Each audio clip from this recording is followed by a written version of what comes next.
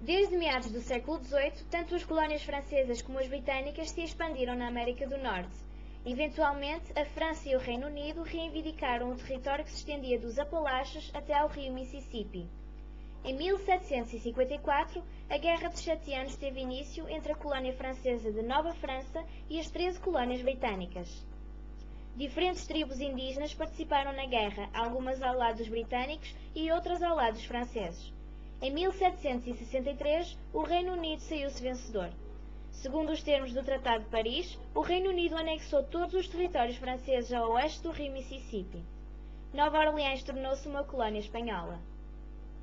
O Reino Unido, por passar a controlar um território muito maior, foi obrigado a criar e a aumentar uma série de impostos em todo o Império Britânico, facto que desagradou muito a população americana, que achava injusta esta medida. Muitos colonos americanos passaram a boicotar produtos britânicos vendidos nas 13 colónias. Em 1774, os britânicos aprovaram os Atos Intoleráveis que fechavam o porto de Boston e aumentavam os poderes dos britânicos sobre as 13 colónias. Em 1774, representantes de 12 das 13 colónias britânicas juntaram-se no primeiro Congresso Continental, em Filadélfia, e decidiram paralisar todas as relações comerciais entre as colónias e o Reino Unido. A Revolução Americana de 1776 teve início quando tropas britânicas tentaram apreender armas e suprimentos militares do Massachusetts. Porém, colonos americanos derrotaram-nas. Representantes das 13 colónias britânicas juntaram-se em Filadélfia no segundo Congresso Continental, em 1775. Em junho, George Washington foi escolhido líder das forças rebeldes americanas. Em agosto, o Reino Unido declarou guerra contra os rebeldes. Em julho de 1776, o segundo Congresso Continental declarou oficialmente a independência das 13 colónias. A guerra pela independência estendeu-se até 1783. Apesar da falta de armas e de treino, os rebeldes tinham a vantagem de lutar num enorme e bem conhecido território. Sofreram diversas derrotas, mas com o tempo passaram a dominar a guerra graças à ajuda militar e económica da França e da Espanha. A 3 de setembro de 1783, o Reino Unido reconheceu oficialmente a sua derrota através do Tratado de Paris.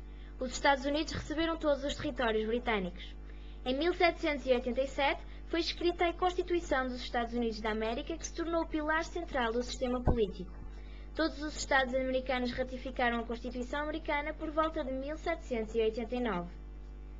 Nesse mesmo ano, George Washington foi escolhido por unanimidade como o primeiro presidente dos Estados Unidos da América. O governo passou a operar de maneira centralizada, com capital em Nova York. Um ano depois, a capital mudou-se para Filadélfia. Os problemas económicos eram enormes. O país estava dividido em dois. A norte, a economia baseava-se no comércio doméstico e na indústria da manufaturação. No sul, a economia dependia muito da agricultura, onde os produtos eram vendidos noutros países e era utilizada a mão de obra escrava. Outro problema foi o início de uma nova guerra entre a França e o Reino Unido e a Espanha. A França esperava a ajuda militar dos americanos, porém, alguns grupos políticos eram a favor e outros eram contra. George Washington decidiu-se pela neutralidade, causando atritos políticos e militares entre a França e os Estados Unidos da América. Vários políticos queriam que o governo controlasse ativamente a economia do país. Outros eram contra qualquer tipo de intervenção do Estado. O secretário de Estado Alexander Hamilton, que era a favor da intervenção, sugeriu aumentar impostos em certos produtos agropecuários para a arrecadação de mais fundos que seriam utilizados para o pagamento da dívida. Thomas Jefferson foi contra inicialmente, porém concordou em apoiar Hamilton caso este decidisse suportar a mudança da capital americana para Washington.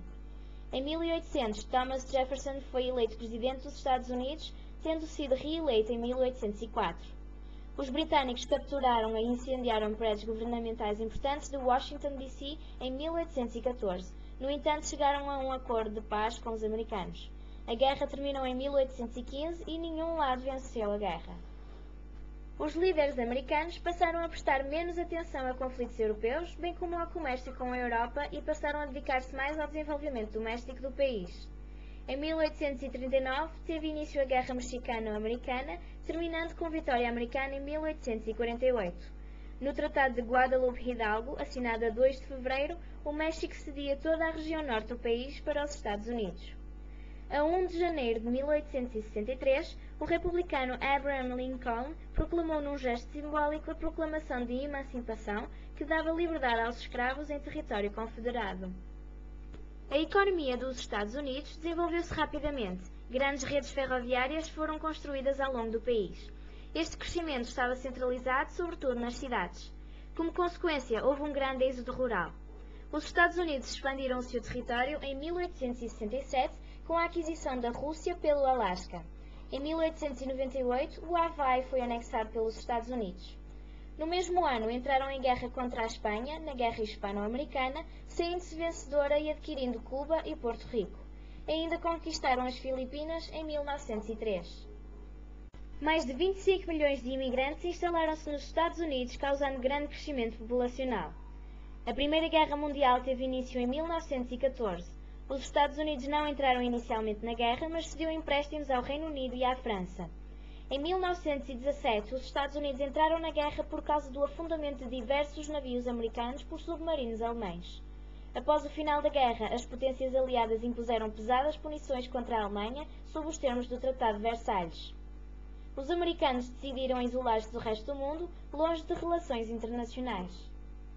Enquanto a indústria da manufatura e a venda de novos produtos como rádio, filmes e automóveis crescia, os preços para produtos agropecuários e os salários dos trabalhadores caíram em todo o país.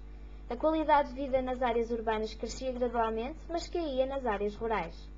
Em 1920 foi aprovada a proibição da fabricação, venda, importação e exportação de bebidas alcoólicas nos Estados Unidos, numa tentativa de minimizar diversos problemas sociais. Este ato ficou conhecido como Prohibition, que terminou em 1933, não tendo reduzido o consumo de álcool e tendo fortalecido o crime organizado no país. O crash da Bolsa de Valores de Nova York, em 1929, marcou o início da Grande Depressão, caracterizada por grande recessão económica no país, níveis muito altos de desemprego, investimentos negligíveis e grande deflação.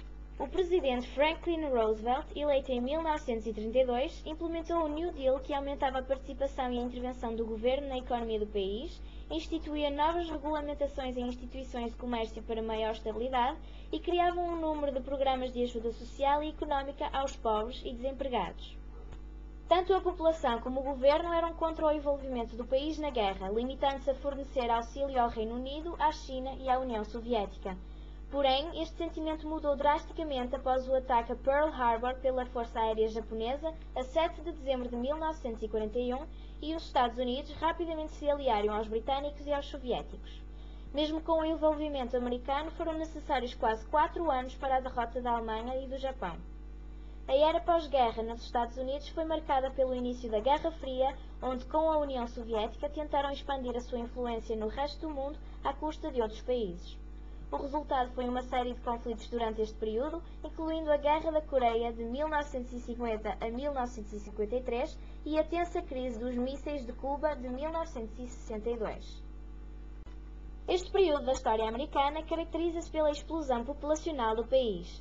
Enquanto isto, a migração rural começou a cair gradualmente e o país viveu um período de expansão económica sustentável.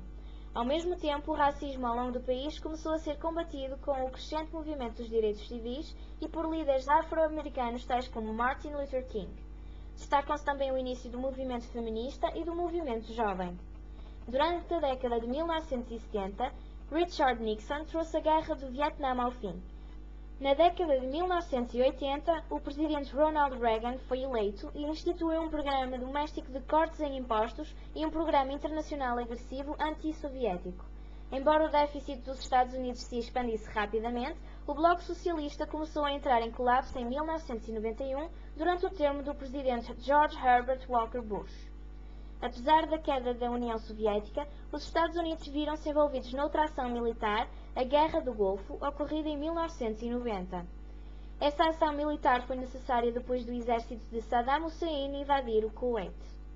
Bill Clinton liderou os Estados Unidos durante o mais longo período de expansão económica da história americana, um efeito colateral da revolução digital e de novas oportunidades de negócios criadas pela internet. No 11 de setembro de 2001, já sob a liderança do presidente George W. Bush, os Estados Unidos sofreram o pior atentado terrorista da história do mundo, que culminou na destruição do World Trade Center, na parcial destruição do Pentágono e na morte de cerca de 3.000 pessoas. Este ataque terrorista foi orquestrado pela Al-Qaeda, comandada por Osama Bin Laden. Em resposta aos ataques, os Estados Unidos, com suporte da OTAN e o apoio da ONU, invadiu o Afeganistão e derrubou os talibã do poder do país. No entanto, a não captura de Bin Laden possibilitou ao presidente George W. Bush continuar o que ficou conhecido como a Guerra contra o Terror. Os Estados Unidos invadiram o Iraque, juntamente com outros países aliados, tais como o Reino Unido, a Itália e a Espanha, levando rapidamente à prisão de Saddam Hussein. Esta segunda invasão mostrou-se contrária a alguns interesses da comunidade internacional, entre países como a França, a Alemanha e a Rússia, aumentando significativamente o sentimento anti-americano no mundo em geral.